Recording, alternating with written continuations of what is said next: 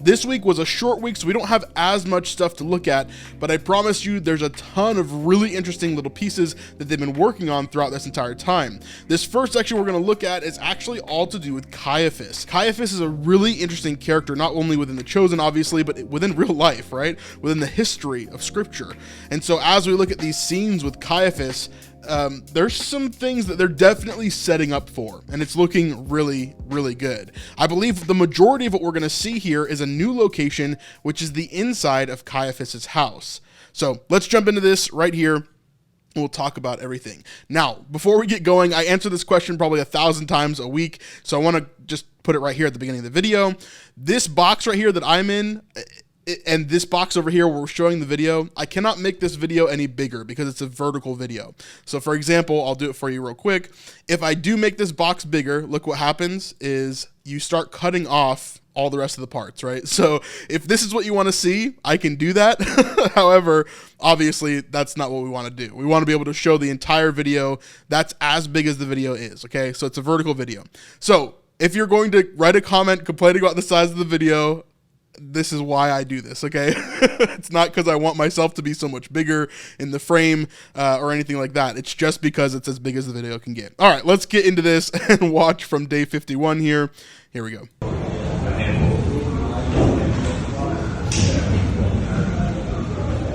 So this is a really beautiful set here. This is obviously a new set that they've put together, probably using pieces of older sets or different things like that. But this is going to be a very important set for the future, not only in season 5, but season 6 as well. And of course, this is Caiaphas's house. This is the place where Jesus will eventually come and be put in front of Caiaphas and the Chosen. Now in the scriptures, we see several different things that happen here, but there's obviously a lot of evidence here that this is Caiaphas's house as we kind of go into it. So let's look at this.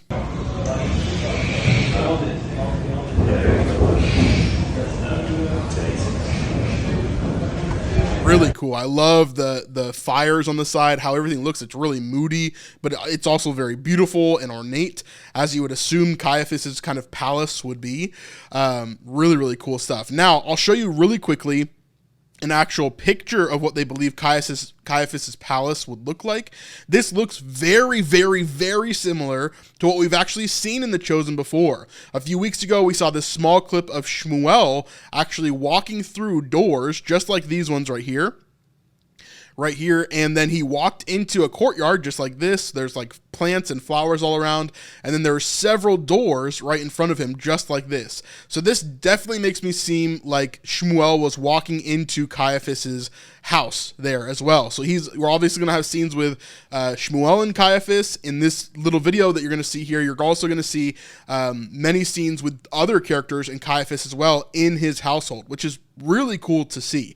But to see how close they actually got this is really nice as well. I love it when The Chosen takes this ancient inspiration and shows exactly what these places are theorized to look like and to be like from the ancient archaeology that they have and the historical records. So really, really cool stuff there for sure.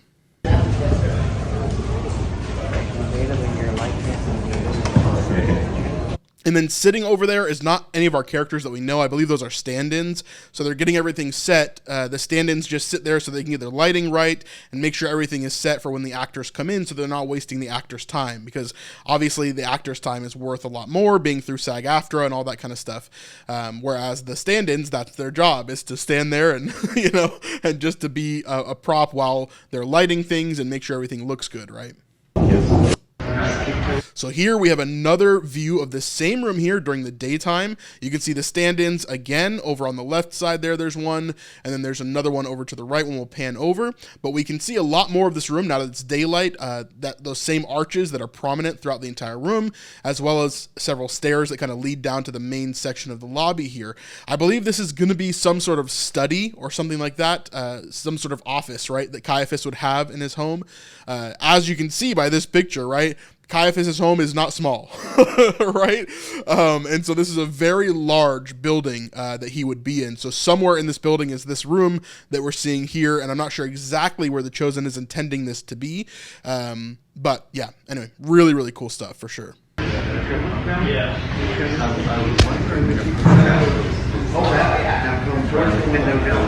So cool. And you can see behind the desk over there, which we'll see Caiaphas stand at later, you actually see a ton of different scrolls and stuff over there. And so we see some more stand-ins, I believe, that are standing there in front of the desk as well. But really amazing set. I mean, obviously you can see where the money of the Chosen is going, right? It's not like all this money is being given to the Chosen and we're not seeing quality increases. This season in particular, we have some of the biggest sets we've ever had in the Chosen, and it looks really amazing. I'm really looking forward to seeing this next season. I think hearing your name kind of, I think it's nice to kind of, you're in your own. So I'm in my zone. He said my name, I go. So obviously this is Sean Sharma, who plays Shmuel. Dallas here is giving him some instruction. He's talking about how Shmuel is either reading something or he's looking down. He's kind of in his own world, and then someone calls his name. Most likely it's Caiaphas, because this looks like the same exact area that we saw previously with those doors kind of in the front of that building there. So it looks like Shmuel walks into this place, maybe he's reading something, maybe he's looking at something, and then someone calls his name, right? Maybe a servant to come into the house or whatever else, and he's kind of startled by it because he's in his own world. And so Dallas is trying to give him some, like a moment to basically, think through what's happening here and to work out, his job, which is directing, right? So Dallas is trying to direct him here to show him exactly what he wants in this scene. All right. Yes, exactly like that. Yes, thank you for executing exactly what I'm asking for. You're a good director. Yeah. But I think it communicates more how lost you were if it kind of, if your name, it just kind of just subtly jolts you out of it. Yep. That's got to be one of the hardest parts of directing, is trying to get what's in your head into someone else's head and then allow them to manipulate it in their own unique way as well, right? Because Sean Sharma is obviously an amazing actor. He's been around for a long time. He's done a lot of stuff, right? He's even he's the head of the SAG-AFTRA guild, right? So obviously he's a big deal in terms of being just an actor in general.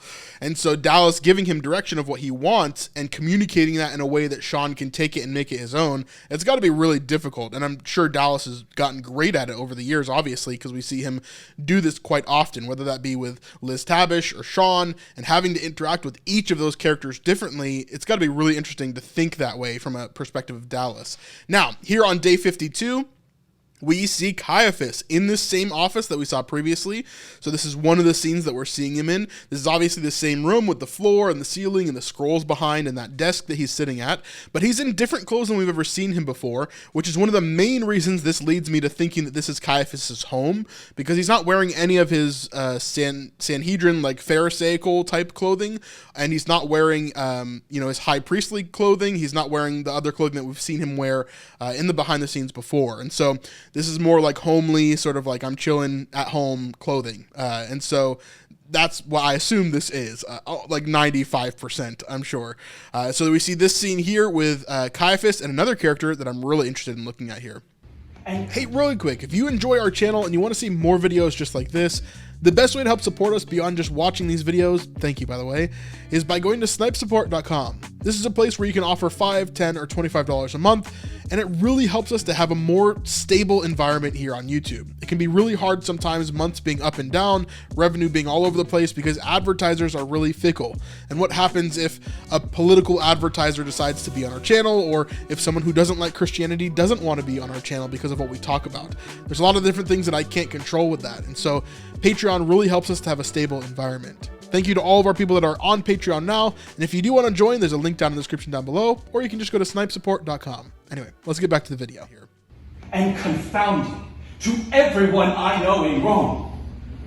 Even our Stoic philosopher Seneca has wondered aloud to my humiliation how in Jerusalem the vanquished have given laws to the victors. Okay, really interesting. We'll come back to this in a second. Really interesting. I want to listen to that one more time, and we'll pause it throughout just to hear what Pilate is saying here. He's obviously yelling at Caiaphas, and now we've talked about this plenty of times before, but Caiaphas and Pilate would have had some sort of relationship here, okay? Let's talk about where Caiaphas came from, where Pilate came from, and what is actually going on here. Caiaphas was appointed by Pilate's predecessor, okay? His name was Valerius gratis. Okay, so that was Pilate's predecessor within Judea, kind of ruling the area there. Whenever Pilate was appointed, he took his place, right? So Caiaphas has been there for quite a long time, but he wasn't appointed by Pilate. Now, this is a pretty big deal, not because he should have been appointed by Pilate, but because no Romans should be appointing a high priest. And yet the Romans that are in control of Jerusalem and the surrounding area have been appointing high priests for quite a while now. In fact, Annas, who is the father-in-law of Caiaphas, was actually appointed before Caiaphas was appointed. Now, normally, this is supposed to be a lifelong role. However, Annas is still alive during the time of Jesus, and he was actually deposed by Rome, taken out of that position, and then Caiaphas was put into that position. And so this is one of the reasons why a lot of people will say that Caiaphas is not a legitimate high priest. He was not chosen by the people or by God, but by Rome. And so obviously God has control. Obviously God put him in that place, but in the view of the Jewish people during the time, some of them might have seen him as an illegitimate high priest. This is even evidenced by Josephus, who's a historian that was born after Jesus. And then also we see this even in the Dead Sea Scrolls, which is another really interesting thing. The Dead Sea Scrolls will talk about how the corruption within the Jewish society had reached a peak level during this time. This is super, super interesting when we think of who Caiaphas is, how powerful he was, but also the interactions that he would have had within the Jewish society, right? This is why. Why would you ever have a Roman come into your home and yell at you like this? How could they ever do that, right? But the fact is that Rome controls everything here. That includes the high priest. That includes Herod Antipas. There's a lot of things that are really, really hard for the Jewish people to accept during this time. And Caiaphas was a big part of that there. And so let's continue on. Let's listen to Pilate's dialogue here and break that down a little bit as well. And confounding to everyone I know in Rome. So he says, and confounding to everyone that I know in Rome. So obviously we don't get the whole picture, just like we always see in these little tiny clips. We get maybe a smidge of dialogue, but we don't get the full thing quite yet, right? So he's obviously yelling at Caiaphas for something that's quite confusing when it comes to the Jewish people in general. And he actually clarifies a little bit here, which is really interesting stuff that I want to jump into. Even our Stoic philosopher Seneca has wondered aloud to my humiliation. So he says, even our Stoic philosopher Seneca has wondered aloud to my humiliation. And then he goes this. How in Jerusalem the vanquished have given laws to the victors. How in Jerusalem the vanquished, which is the Jews, have given laws to the victors, which is the Romans, right? The Jewish people have they live by the law, right? So much so that they give the law to the Roman people. Now, who is Seneca? Let's talk about this for a second. Seneca is a Stoic philosopher, just like Pilate says here, during the time of Jesus, okay? We can actually see that he was born about 6 BC. I'll go to this page so you can kind of see it here. He was born around 6 BC and died on 65 CE or AD, right?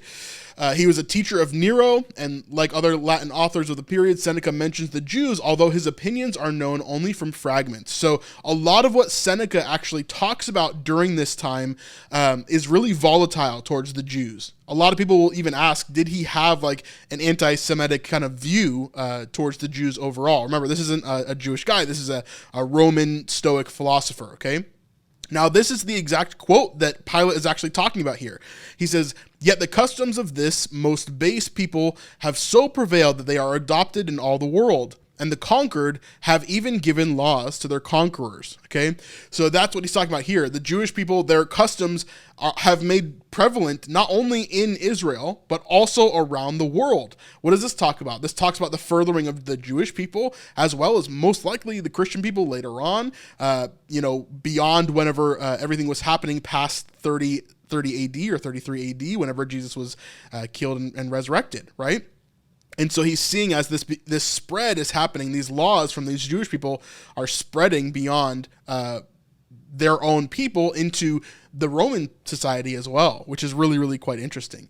And so we see Pilate actually mentioning that here in this clip, which is really, really cool. I love to see this connection between Pilate and Caiaphas. I think it's really important for us to see that because it explains why Caiaphas is doing everything that he's doing, right? Why is he pushing Rome in the way that he's doing? Why are these things unfolding in the way that they are, right? The connection between Caiaphas and Pilate is important because Caiaphas has to give Jesus to Pilate in order for Pilate to kill him, because Caiaphas can't do it himself. So that is a huge crux of the relationship here that we're seeing between Pilate and Caiaphas kind of playing out in real time. Now, of course, it was Mitch's birthday actually on set. So if you don't know Mitch, he is the one that's kind of in charge of all the background on set. He's the second AD. He is also the director and the writer of the Promised Land series. So he's a big part of that as well. So happy birthday, Mitch. And we got some behind the scenes pictures of Adam Drake kind of chilling on set, doing his thing, and chilling in Caiaphas' house there.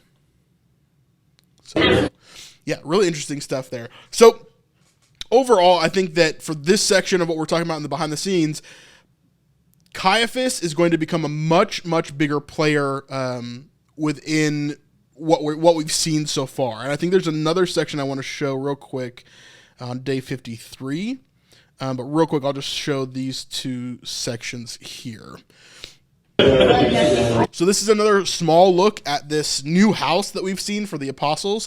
It looks like this is going to be their base of operations for the majority of season 5, if not all of it.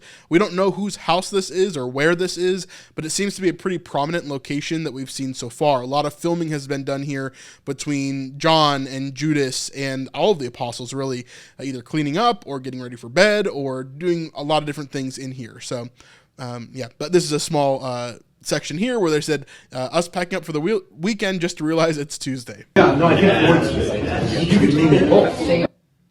Then we get another picture from the cast and crew BTS of the Romans that kicked down the door last week. This was an interesting shot as well. They were arresting somebody, but we don't know who it is. A lot of you theorize that it could be Barabbas. It could be something else as well. We're not 100% sure, so this is just a little shot that we got of that. Now, this shot on day 53 is another section with some new characters that we haven't really seen, and then some old ones that we have. For example, Yanni is in here, as well as Gadara. We're also seeing this guy all the way to the right there. You can just barely see him, and I think that's very intentional by Dallas not to show him more than he has to. I think this guy is a servant of Caiaphas. We have seen him in several different areas before, but particularly we saw him with the Apostle John. Why is that important? Because we know that there is a servant of the high priest who was basically close to John, and that is how John was allowed to get close to some of the things during the crucifixion of Jesus and the trial of Jesus and all that kind of stuff. And so that connection needs to be made this season during Holy Week, essentially. And so we believe that's going to be the case where this servant is going to get closer and closer with John. And we'll see how that all kind of works out. Now, we do have some new characters here as well. I'll make this a little bit bigger so you guys can see a little bit better. We have these characters right here in the red and blue, possibly husband and wife. I'm not exactly sure what's happening there. If you guys have any ideas, let me know. I do not believe we've seen these characters before other than other behind-the-scenes clips. For example, last week, we had some behind-the-scenes clips with this guy, but we don't know what his character is exactly. So if you guys have any thoughts, let me know for sure. And of course, this is Yanni, and then right behind him is Gadara as well. So that's kind of what we got in this scene. Let's play it and see what's going on. So right there, we've got Caiaphas in that same kind of house clothing that we saw him in earlier. And so, yeah, we just see him in another part of the house here having a conversation with these new characters. Yeah, I'm going to end up being. So we see that. We see Gadara in the background, and I think Dallas is very intentional of not showing us that other that other person again, possibly because we've already made the connection with John, so maybe he doesn't want to give us the connection with Caiaphas, but we did catch him a little bit in this little clip here. So that's that section there. All right, the rest of this we'll save for another video. So let me know what you thought about this section. What do you think about Caiaphas? What do you think about the whole dynamic between Rome and the Sanhedrin and what's kind of going on there? Yeah, it would be really interesting to hear your thoughts below.